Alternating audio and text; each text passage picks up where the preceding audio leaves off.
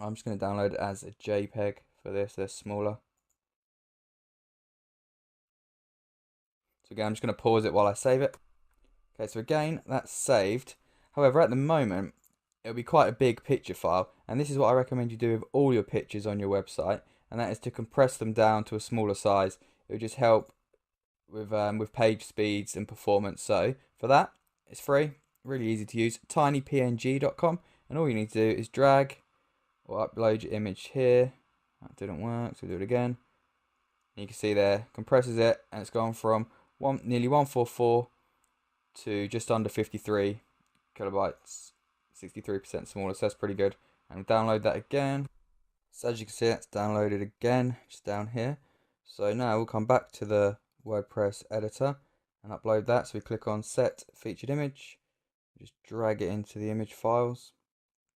And for this, or for blog posts, I always make sure I do give an alt text. I just see it as another signal to the search engines as to what your page is about. So for this one, if I just call it freelance fitness writing and select that, I don't bother with a caption, especially not for featured images or a description.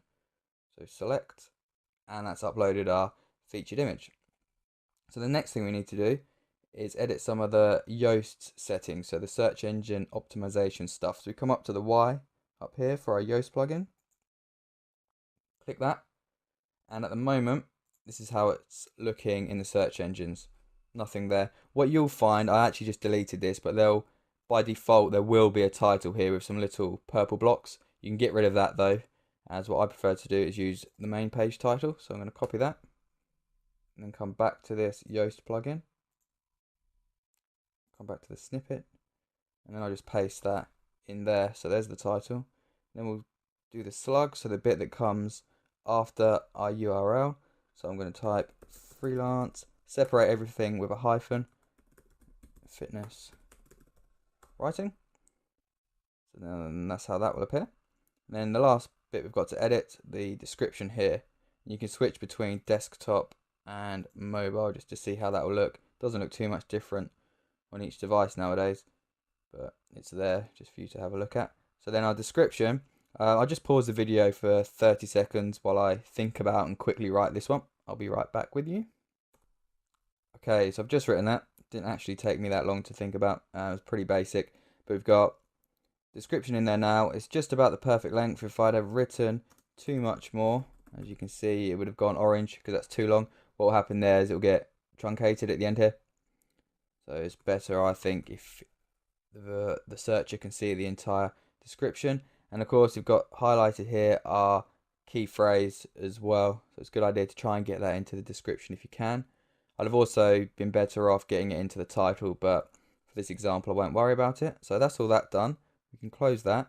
Now if we click on our key phrase here, you can see it gives you this little analysis report. So it tells us what's wrong. There will obviously be a few things, such as this one. The text contains 0 words because we haven't edited that yet. But key phrase in the title, you should probably put that in. No links on the page. Again, we haven't edited it. But then it tells you what you're doing well at the same time. So really helpful for you to learn what goes into improving your site or improving your posts in terms of SEO. Quite a helpful plugin that. So with that done, we can save the draft. So that's saved as a draft now. And we can start editing the post itself. So just like the pages, hit this launch button. So the Thrive Architect Builder. Get rid of that. And here's our page at the moment. Our post at the moment. All you've got is the big title at the top. And then because it's using the blog post layout, we have this sidebar with all of our other posts or our recent posts featured there. So now what we want to do, or how I like to do it to begin with, is to start with a paragraph of text, so a little bit of an intro. And this is the reason I don't show the featured image. If I had my featured images set to show, that'd be a big, huge image right at the top of the page.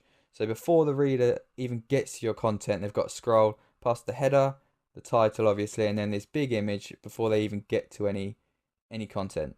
What I prefer to do is have one of the first things they see to be your intro, to kind of hook them into your blog post right from the very beginning. So content first, and then I do put the featured image a little bit later, as you'll see. But content first, we go add, paragraph. And then I'm going to take, again, because I've already written this post here, I'm just going to take this section as our introduction. It's probably a little longer than I would usually use for an intro. No, not too bad, that. So that's the idea of that, is to kind of get your readers hooked into your post. I always write my blogs in quite short paragraphs. It just makes it much nicer to read. As online, people tend to skim your text rather than reading it properly. So making the text skimmable helps with that. And it just makes it look a lot nicer than having a big wall of text for the reader to get through. And then what I like to do is add the featured image. I do think it is a good idea to have your featured image on page, but just not right at the top. So we go add again, and then just click the image one, as when you click it puts it right to the bottom. Select it, insert it into the post, and then make sure the sizing's right. So I want it to go all the way across, so I'll change the pixels to %, and then yeah, there we go. So it's at 100 if you can just use this slider, but it's at 100%, so that will take up the entire content area no matter what device it's on. So we've got the intro, picture, featured image, and now we'll have our first heading. So it's that, how writing can make you a better coach. So we'll go for that. And we'll come back over to our add element area. And this time we're adding a heading. As H2, this one's the H1, so there should only ever really be one of those on your page, so H1. And H2 are all your other main subheadings. So I'm going to go with that. I'm going to center it, and I've forgotten it. How writing can make you a better coach.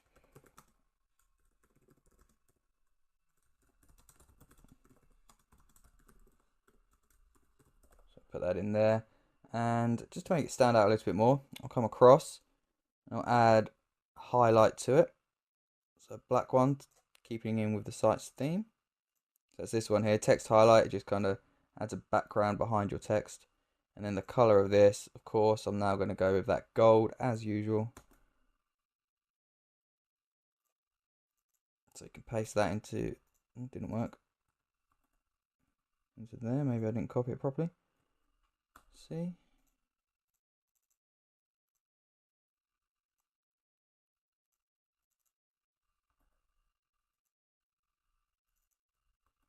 There we go. Finally got there. Apply that. Bold, how does that look?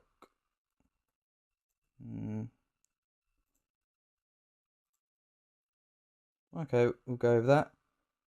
What's this? Okay, spell check's being a bit odd. Okay, so we've got the section heading in. Then we'll add our text, so it's a paragraph. So again, just click to add your paragraph.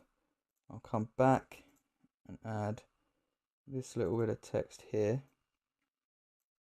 So you can see I've got a list coming up. So I've got kind of the intro to the list, it looks like, and then the list itself. And anytime I have lists like this, I normally use another subheading for the title of the list. Again, it just makes the post look a bit nicer. So to do that, I'm going to add another heading. This time we'll change it to H3 because it's a subheading to this H2 heading. So for this one, ingrains what you have already learned.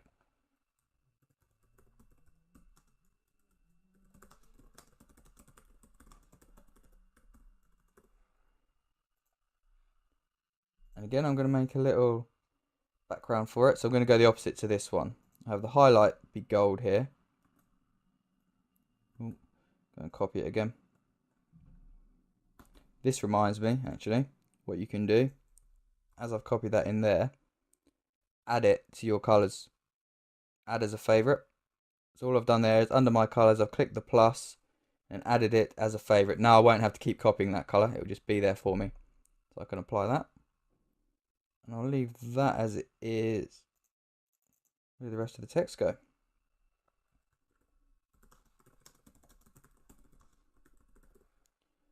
Okay. Leave that as it is. I'll just put a little space here.